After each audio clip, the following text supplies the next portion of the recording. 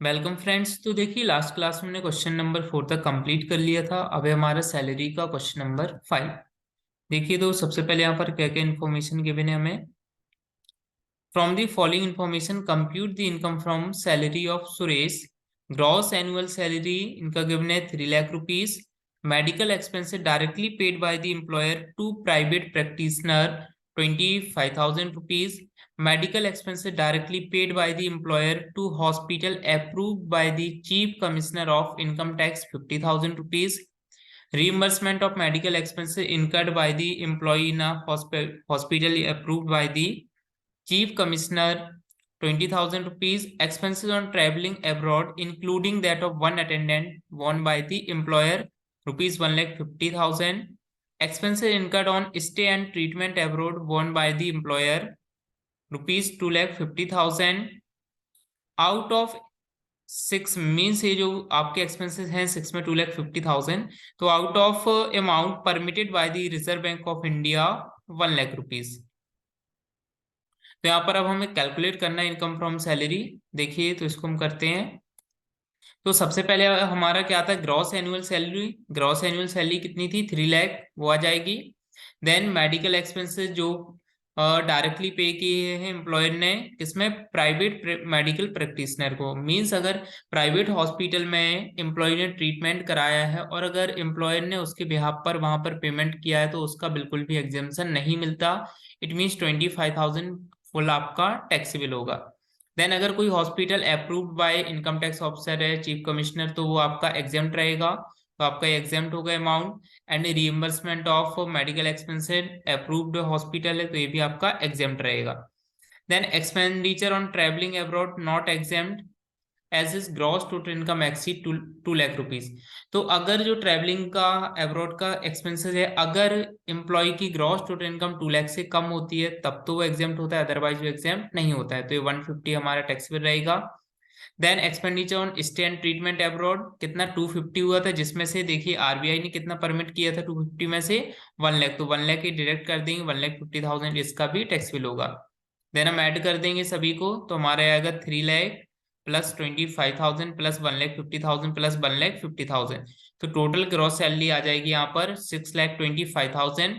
Then जब salary का taxable amount calculate करते हैं तो उसमें स्टैंडर्ड डिडक्शन मिलता है सभी सैलरीड पर्सन को 50,000 का। तो लेस करेंगे तो यहाँ पर टैक्सेबल सैलरी निकल के आएगी हमारी 5,75,000 रुपीज।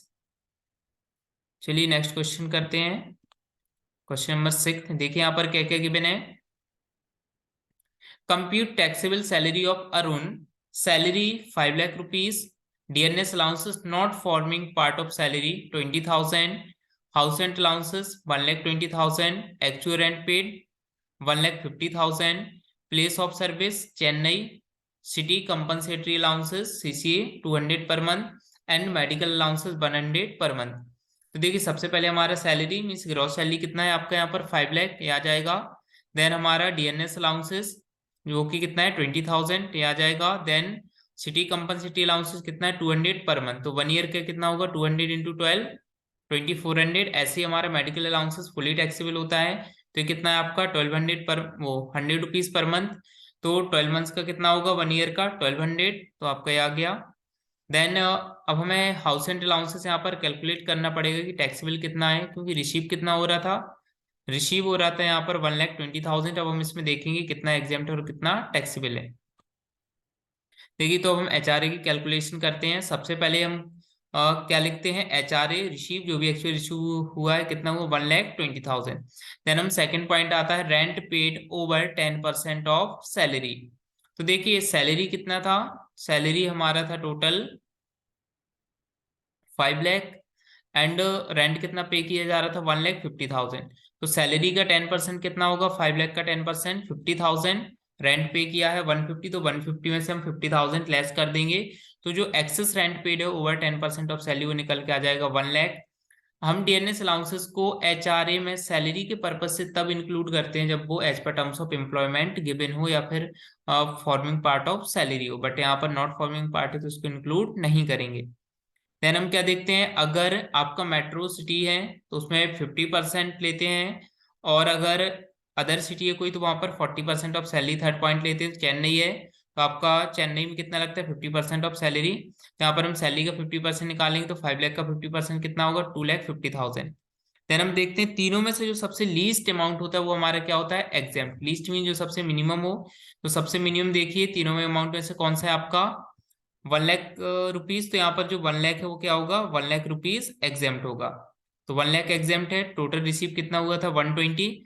तो 120 में 1 लाख एग्जेम्प्ट, टैक्सेबल कितना आ जाएगा 20,000। तो 20,000 इसको हम यहाँ पर नोट कर लेंगे HRA का। देन सभी को ऐड करेंगे तो आपका ग्रॉस सैलरी आ जाएगी 5,43,600। देन इसमें स्लैश करेंगे स्टैंडर्ड डिडक्शन 50,000 का, तो टैक्सेबल सैलरी निकल के आएगी 4,93,600 रुपीज। चलिए अब हम नेक्स्ट क्वेश्चन करते हैं, क्वेश्चन नंबर 7। तो देखिए यहाँ पर क्या गिवन है, Raman is employed as an engine driver in Indian Railway. He is getting rupees 15,000 per month as basic pay, 2,500 per month as DNS pay, and 2,500 per month as DNS allowances. During 21 to 22, he received the following allowances also: 16,500 as running allowances, 200 per month per child as educational allowances for his 2 children. One of his son is staying in a hostel on which Raman is spending 800 per month. He is getting 500 per month for his son as hostel allowances for meeting this expenditure. 250 rupees per month as city compensatory allowances, 400 per month as uniform allowances fully spent for employment purpose, 2,500 per month rupees as HRA. He pay 3,000 per month as rent to house owner. Compute his taxable salary for the assessment year 22 to 23. चलिए देखिए तो इसको हम solve करते हैं। सबसे पहले हमारा क्या आ जाता है बेसिक पे मींस ग्रॉस सैलरी जो भी हो। तो बेसिक पे यहाँ पर कितना है, बेसिक पे हमारा 15,000 पर मंथ था। देखिए तो 15,000 पर मंथ था, 1 ईयर का कितना हो जाएगा आपका 15,000 इंटू 12, तो हम अपने आ जाएगा 1,80,000। ठीक है, तो सबसे पहले हमारा क्या आ गया बेसिक पे 15,000 इंटू 12, तो ये आपका हो जाएगा 1,80,000। देन हम नोट करेंगे डीएनएस पे क्योंकि ये भी टैक्सेबल होता है। तो देखिए डीएनएस पे कितना मिल रहा था, डीएनएस पे था आपका 2,500 पर मंथ, तो 2,500 इंटू 12, तो आपका कितना आ जाएगा 30,000 आपका आ जाएगा डीएनएस पे। ऐसे डीएनएस अलाउंसेस कितना रिसीव हो रहा था 2,500 पर मंथ आपका डीएनएस अलाउंसेस था, तो 30,000 आपका क्या हो जाएगा और 30,000 आपका डीएनएस अलाउंसेस भी हो जाएगा। ठीक है, देन इसके बाद और रनिंग अलाउंसेस उन्हें रिसीव हो रहे हैं। ठीक है, तो जो रनिंग अलाउंसेस है वो कितना एग्जाम्प्ट होता है, देखिए रनिंग अलाउंसेस रिसीव कितने हो रहे हैं 16,500 रुपीज। तो रनिंग अलाउंसेस के लिए हम देखते हैं 10,000 पर मंथ और 70% ऑफ सच अलाउंसेस, दोनों में से जो भी लीस्ट अमाउंट होता है मिनिमम होता है वो आपका एग्जाम्प्ट होता है। तो 16,500 का 70% कितना होगा 16,500 का 70% हमारे अमाउंट होगा 11,550 रुपीज। कितना होगा 11,550 रुपीज। ठीक है, इसके बाद दूसरा इसमें हम पॉइंट लिखते हैं 10,000 पर मंथ, तो 1 ईयर का कितना हो जाएगा 1,20,000। तो दोनों में से लेस क्या है आपका 11,550, रिसीव कितना हो रहा है 16,500। तो 16,500 में से हम लेस कर देंगे 11,550, तो हमारा टैक्सेबल कितना आ जाएगा 4,950 रुपीज आ जाएगा रनिंग अलाउंसेस का। ठीक है, और ये रनिंग अलाउंसेस किसे मिलता है, जैसे आपका पायलट हो गया इंजन ड्राइवर हो गया, तो इनको आपको रनिंग अलाउंसेस रिसीव होते हैं। देन हम एजुकेशन अलाउंसेस, तो एजुकेशन अलाउंसेस कितना एग्जाम्प्ट होता है 100 रुपीज पर मंथ पर चाइल्ड एग्जाम्प्ट होता है।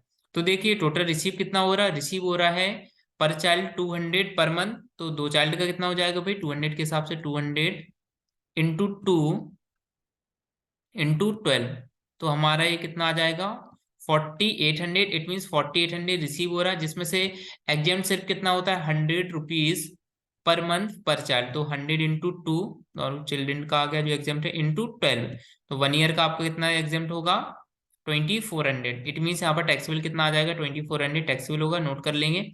हॉस्टल अलाउंसेस एग्जाम्प्ट होता है 300 पर मंथ पर चाइल्ड, तो देखिए रिसीव हो रहा था टोटल 6,000, तो यहाँ पर 300 पर मंथ एग्जाम्प्ट होता है आपका, तो एक ही चिल्ड्रन रह रहा है हॉस्टल में, तो 300 इंटू 12 कितना आ जाएगा, 3600।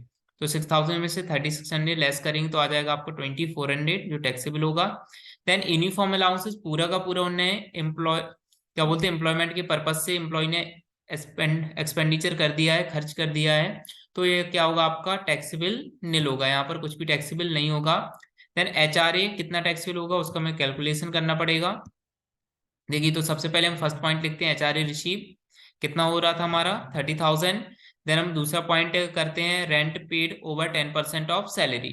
तो हमें यहाँ पर 10% ऑफ सैलरी पहले फाइंड करना पड़ेगा। तो देखिए सैलरी के पर्पज से हमारा क्या क्या इंक्लूड होता है, बेसिक पे होता है, DNS पे होता है और आपका DA होता है अगर वो as per terms of employment given हो देन तब। बट यहाँ पर ऐसा कुछ भी गिवन नहीं है, तो सिर्फ हम 1,80,000 में प्लस कर लेंगे 30,000 को, तो ये आपको कितना आ जाएगा 2,10,000। इनका टोटल कितना हो जाएगा 2,10,000। देन हम इसका 10% फाइंड करेंगे, कितना आ जाएगा 21,000। एंड यहाँ पर एक्चुअल रेंट कितना पे हो रहा था, देखिए रेंट पे हो रहा था इसका 3,000 पर मंथ, तो 1 ईयर का कितना हो जाएगा 12 3 36। तो यहाँ पर रेंट हो जाएगा आपका 1 ईयर का 36, तो 36,000 में से लेस करेंगे 10% ऑफ सैलरी जो कि कितना आया आपका 21,000, तो वहाँ पर एक्सेस रेंट पे निकल के आया 15,000। देन 40% ऑफ सैलरी, क्योंकि यहाँ पर मेट्रो सिटी नहीं है, तो अब यहाँ पर हम क्या करेंगे 2,10,000 का 40% निकालेंगे तो आपको आ जाएगा 84,000। देन हम देखते हैं कि तीनों में से जो भी सबसे लीस्ट अमाउंट हो, सबसे छोटी अमाउंट, तो क्या है आपका 15,000, तो ये क्या होगा आपका एग्जेम्प्ट होता है। तो टोटल 30 रिसीव हो रहा था जिसमें से 15 एग्जेम्प्ट है, तो टैक्सेबल कितना होगा 15,000।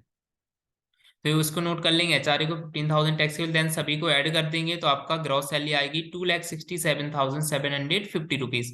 देन इसमें से लेस होगा स्टैंडर्ड डिडक्शन जो कि कितना होता है 50,000 का, इसको लेस करेंगे तो आपका टैक्सेबल सैलरी आ जाएगा 2,17,750 रुपीज। आई होप आपको ये सारे क्वेश्चन अच्छे से क्लियरली समझ आए होंगे।